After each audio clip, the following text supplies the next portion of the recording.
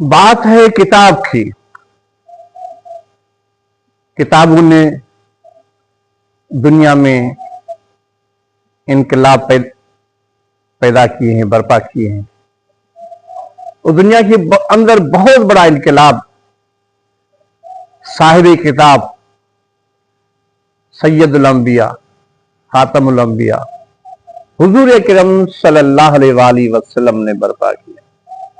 ऐसा इनकलाब कि ये इनकलाब क़यामत तक बाकी रहने वाला इनकलाब है।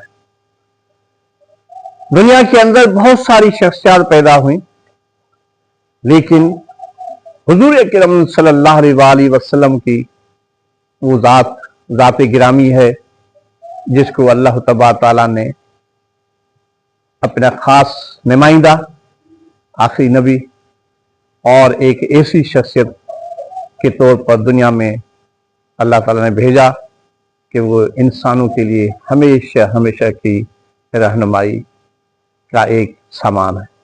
तो आप सल्लल्लाहु अलैहि वसल्लम की सीरत मुबारका को लम्हा बलम्हा रिकॉर्ड किया गया, उनके अक़वाल को, उनके आमाल को, आप सल्लल्लाहु अलैहि वसल्लम की हरकत और सकनात को महफूज किया गया और उस पर जबरदस्त किस्म का काम हुआ है। और आप सल्लल्लाहु अलैहि वसल्लम के अहादीस के लिए बाकायदा एक इल्मुल हदीस का नाम, एक सब्जेक्ट तय किया गया और जिसमें आप सल्लल्लाहु अलैहि वसल्लम के अहादीस पर रिसर्च हुई। और कुरान मजीद के बाद हमारे पास अहादीस है, अहादीस रसूल सल्लल्लाहु अलैहि वसल्लम है। और अहादीस को किताबों में सबसे बड़ा, सबसे अहम किताब सही बुखारी है और उसके बाद फिर सही मुस्लिम है।